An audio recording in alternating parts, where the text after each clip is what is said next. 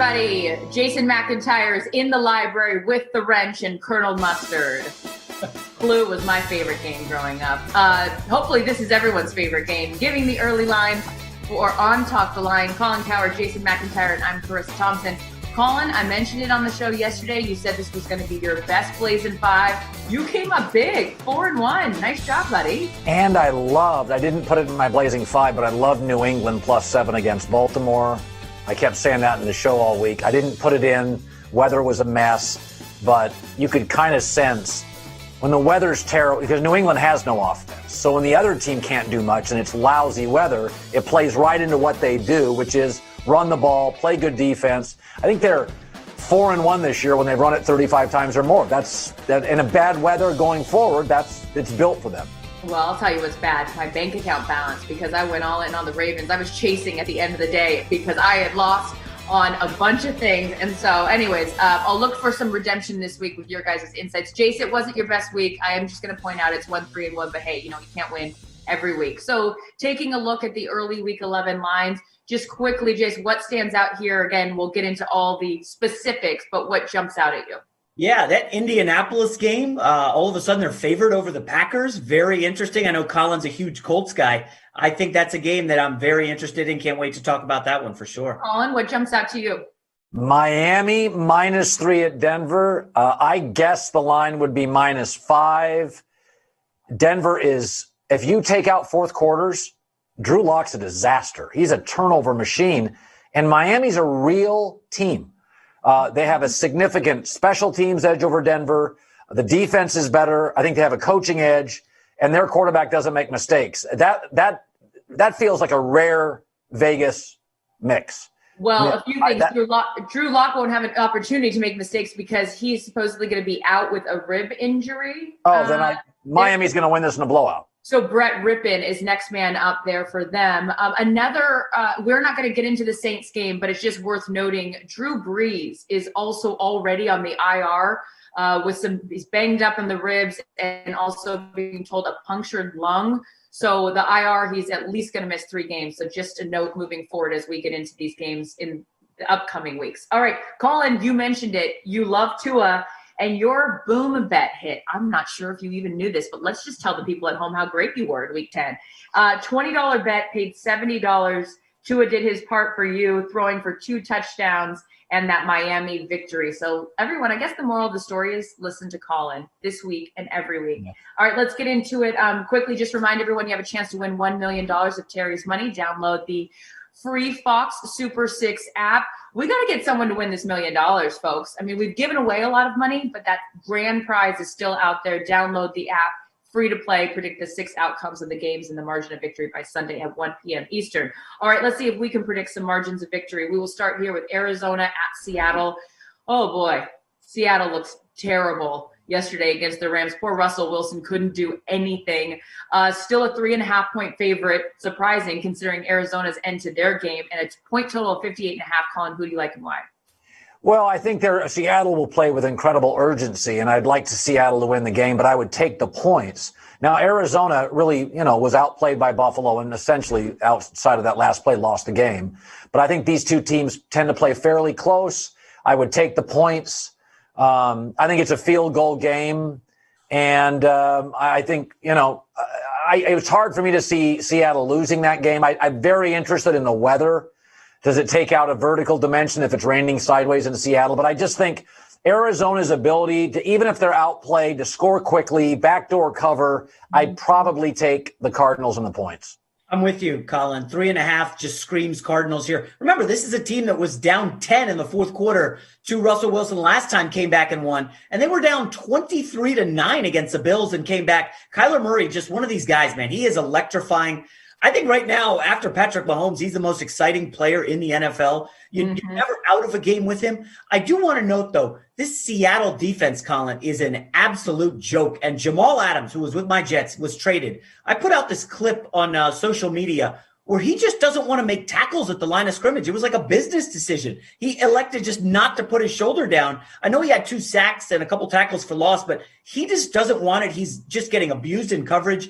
And Jared Goff threw for 300 yards like it was nothing. I think Kyler can move the ball on the Seattle secondary. I'm with you. I like the Arizona Cardinals getting 3.5 here.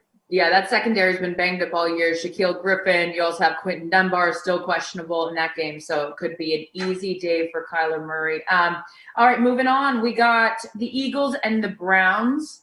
Here we're looking at 3.5 and a point total of 46. Colin. Two mistake-prone quarterbacks. I'd probably take Philadelphia in the points. Again, what's the weather going to be like? I'd kind of like the under on this. I think Stefanski plays a very conservative game smartly with Baker. And I think Doug Peterson, as the Eagles had a running game this weekend, may start to do the same with Carson Wentz. I see an ugly, low-scoring game, and I'm not giving up 3.5. I take Philly here.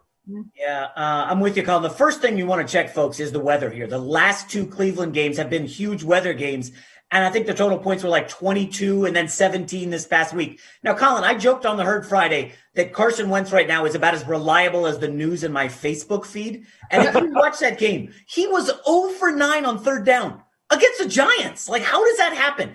I got to confess, Charissa, you can make fun of me if you want.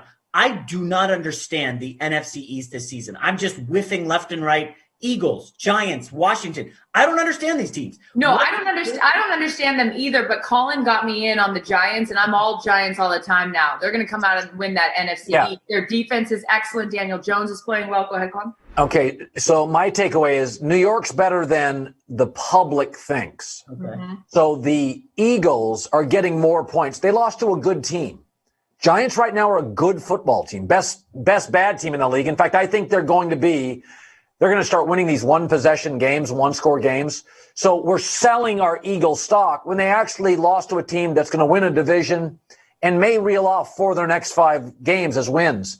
So I think people are overselling Philadelphia that lost to a good team, and Cleveland struggled with an awful team at home. So I think Philadelphia could win this game outright. I'd probably go money line in Philadelphia. So the Giants, with Alfred Morris, Wayne Gallman, and Daniel Jones, rushed for 150 yards.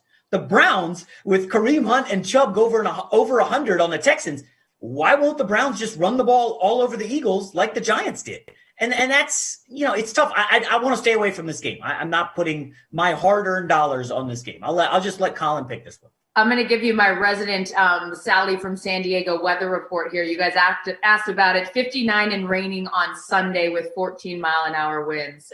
We also saw how that hailstorm came out of nowhere in that game yesterday. All right, moving on. 59 degrees and 14-mile-an-hour winds in Ohio is called June. That's a wonderful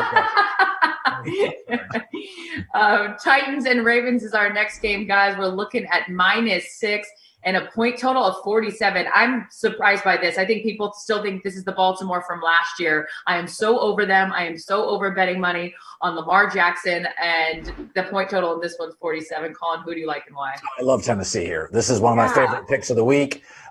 Tennessee, because they played on Thursday. Good coaches with extra prep time, a Kyle Shanahan, a McVay, a Vrabel. It's an advantage. Tennessee doesn't have much of a pass rush. But you can run the football on Baltimore. New England proved that. I love Tennessee in this spot. And the over, actually. I'll take the over. Tennessee and the over. I totally agree with everything. We just saw 170 yards for the Patriots. Well, Derrick Henry is coming off, not a great game against the Colts. And again, they have a receiver, a vertical threat to stretch the field and make Baltimore respect the pass, A.J. Brown. So I do believe this is a great spot for Tennessee. And remember, Colin, we always want to look for who do they have next? Well, Baltimore has a revenge game against Pittsburgh on Thanksgiving night. Okay, that's a lot more important than this Tennessee game. I like Tennessee. It would not shock me if Ryan Tannehill came in and won this game outright. You see Tennessee on the money line plus 210. So if you want to, put $100 on Tennessee to win straight up, you win $210. I think there's value on Tennessee with the points and even on the money line. Absolutely. Colin, you mentioned it. You can run on this Ravens team. I'm going Derrick Henry on that prop bet all day long. Game 4, we got Packers and the Colts. You mentioned that, that Derrick Henry wasn't able to do anything against this Colts team, but we know how good this Colts defense is, arguably the best in the league. Colin, we know how you feel about Indianapolis.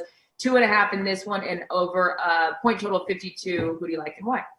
Well, I think Green Bay was looking ahead to the Colts and laid an egg. So I feel like I get Green Bay in value. I get a significant edge. I believe at quarterback. The Colts have had extra prep time. But this is a situation where I think Green Bay matches up pretty well. I think the things that Green Bay can struggle with can be kind of a dominating run game. Only thing I worry about here is the Colts control time of possession and play a little keep away from Aaron Rodgers. That concerns me. But I think, you watch Green Bay against the Jaguars, and it's pretty uninspiring. Getting Aaron Rodgers and 2.5 points against Phillip Rivers feels like a little bit of a value play for me. I'd take the Packers. Interesting. Sometimes, Colin, we talk about the number. Why is this, 2.5 and not 3? I think the matchup for Green Bay in the front seven is terrible. Their linebackers are not good. We know they're bad against the run, but they're bad against defending running backs out of the backfield. Rivers loves to dump off to Nyheim Hines, Jonathan Taylor. And I really saw something from the Colts, Colin. We were talking about this. Michael Pittman, the young kid from USC, boy, he looks like a stud. And if Jair Alexander, the best cornerback on the Packers, if he's unable to play again, Jacksonville had some chances in that game. Too bad their quarterback, is a 6th-round rookie. He couldn't complete the big-time passes. I think Pittman and T.Y. Hilton could have some opportunities here. I'm looking at the Colts here as a strong play.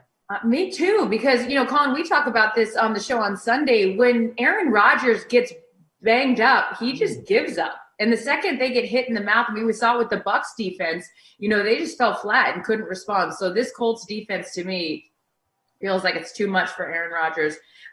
Game 5, we got Chiefs and the Raiders looking at -7, Chiefs favored by 7, and a point total of 56.5. Kansas City fell to the Raiders earlier this year. Who do you like here, Colin? I think the number's right. I'd wait later in the week and see if I could get 7.5. The number feels right. This people will make too much of the Raiders winning the first game and big revenge play. But the Raiders run the ball with force. They can play keep away. This feels like a 7-point spread. I would just wait on it. And if I could get a bump, if I get 7.5, I'd take the Raiders. But this number feels right. Kansas City's a better team.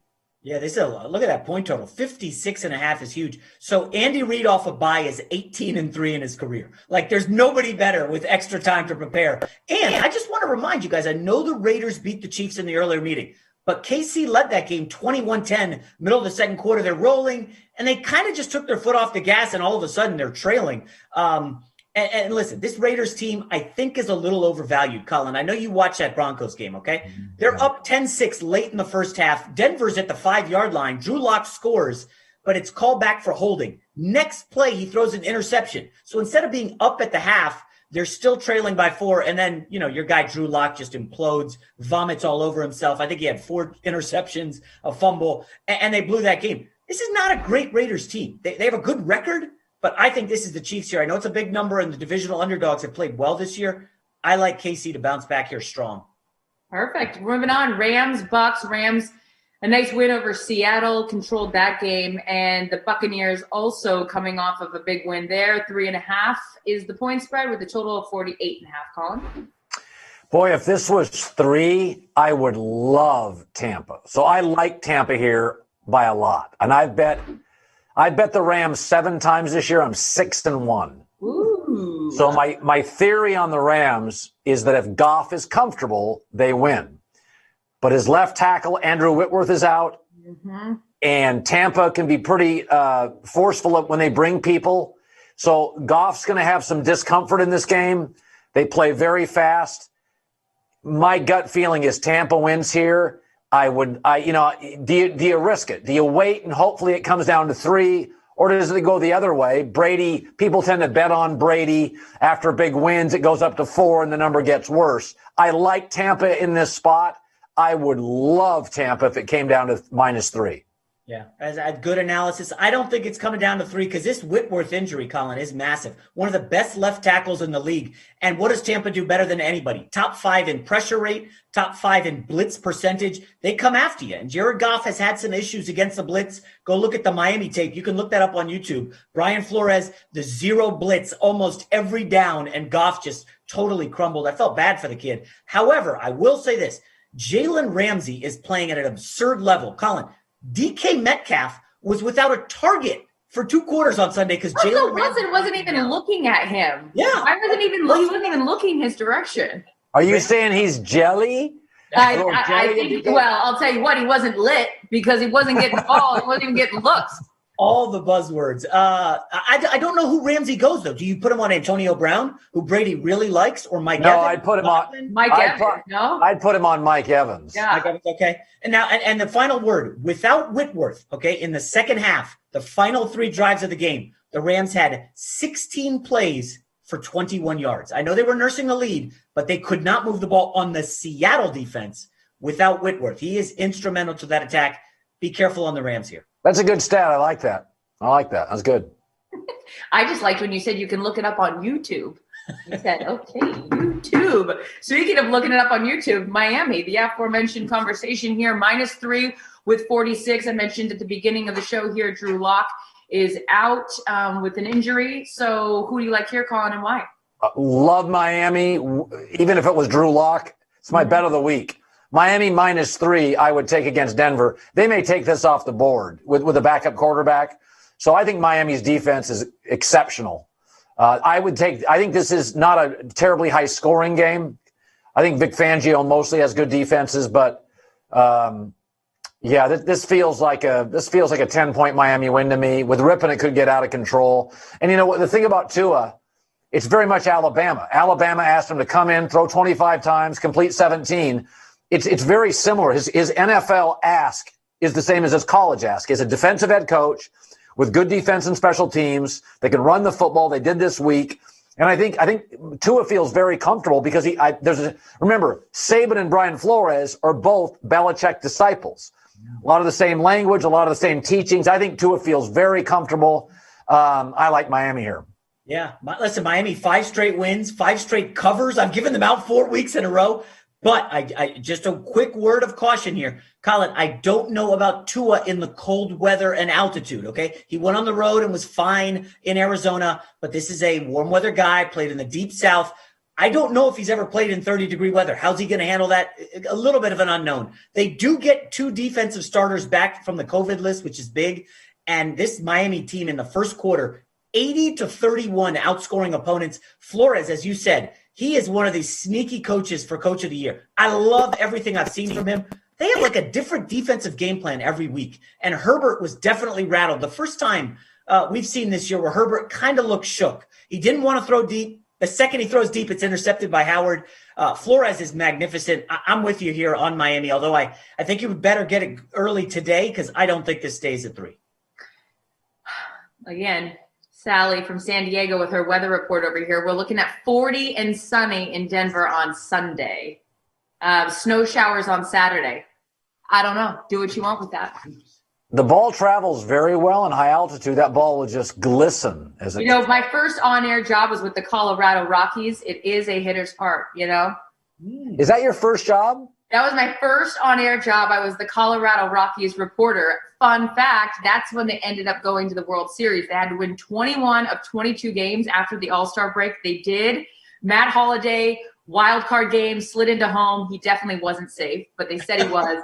And then they got swept by the Red Sox in the World Series. But just a little fun fact. Again, if you want more of my bio, go to YouTube. Did you live in the Lodo district? I did. I lived on 15th and Platte. I did. I lived in Lodo. I love Denver. In fact, if I didn't get a great opportunity to come back to LA, I would have stayed there for a long time. Great place, Denver. Yeah. More sunny days than Florida, actually. A fun fact there. Okay, we're looking at the Monday Night Football game, gentlemen. Vikings, Bears. 3.5 for Minnesota. Colin, you love this Minnesota team. I do. I think they're really total points. Listen, they do everything I like. They run the ball. They get you off the field on 3rd down. They have a coach and a quarterback who have won a playoff game. Again, what's the weather tonight? It'll be awful. Minnesota's a real team. I think Minnesota's got a better roster than Green Bay. And Green Bay is one of those teams with a good record, but they don't do things that win in the playoffs. They can't stop the run, and they're incredibly reliant on Devontae Adams. Minnesota's got multiple weapons, runs the ball, can defend the run. I like Minnesota tonight, 3.5. I mean, I wouldn't put a lot on it because it'll probably be cold and windy. It'll be kind of ugly. But I think Minnesota is playing with a real urgency here because they know they lost 2 one-point games early. They've got to win all these games. It's going to be a very challenging wild card race in the NFC. Minnesota cannot stumble for the next 4 or 5 weeks. So I think they come out, play with urgency, and beat the Bears tonight by about, a little less than a touchdown, 26-20 kind of game. A lot of faith in Nick Foles to score 20 points. Unfortunately, I'm on the Bears here. You said Kirk Cousins has won a playoff game. You know what he hasn't done? Won on Monday Night Football. 0-9 in his career, Colin. I don't know what it is about the bright lights of Monday Night Football.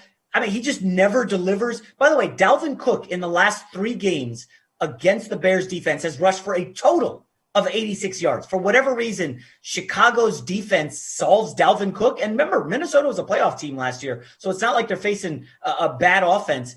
I took the 3.5 points, but listen, you're on the professional gambler side. A lot of money have to drive this through a key number for a team on the road. And no Montgomery for the Bears. Nick Foles already has no offense. Allen Robinson's questionable. I don't know what they're doing. I would expect a lot of 2 tight end action with Graham and Cole Kmet, the rookie from Notre Dame. And the new offensive coordinator there, Bill Lazor, is calling plays. They just decided that over the weekend. Chicago, a lot in flux here, but give me the points. Well, I'm glad you mentioned it, Jason, about Dalvin Cook. Yeah, he has had a difficult time running against the Bears, only averaged less than 29 yards in the last 3 times against this squad. So that's why I'm going to bring my prop bet up.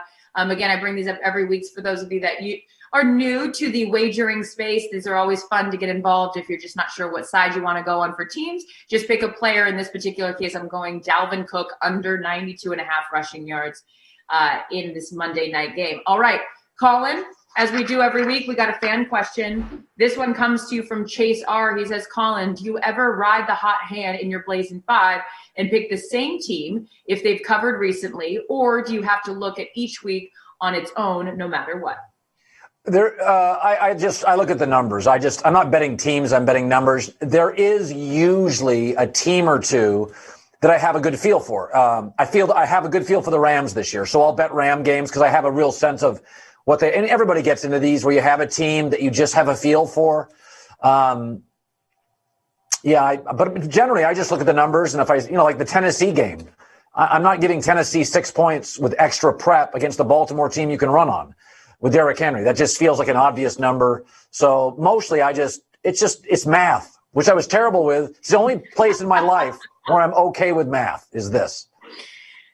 Wait, were you guys ever good? It was that thing. Like if you were good at geometry, you were bad at algebra. I was terrible at all of those things. Fractions. I was really good at pickup lines and bad at breaking up. Whoa. I feel like you've used that one before, but I like it. For more gambling advice, for more wagering advice and bad jokes, join us next week on Talk the Line. Colin, Cowherd, Jason McIntyre, and Charissa Thompson. Thanks for watching. See ya.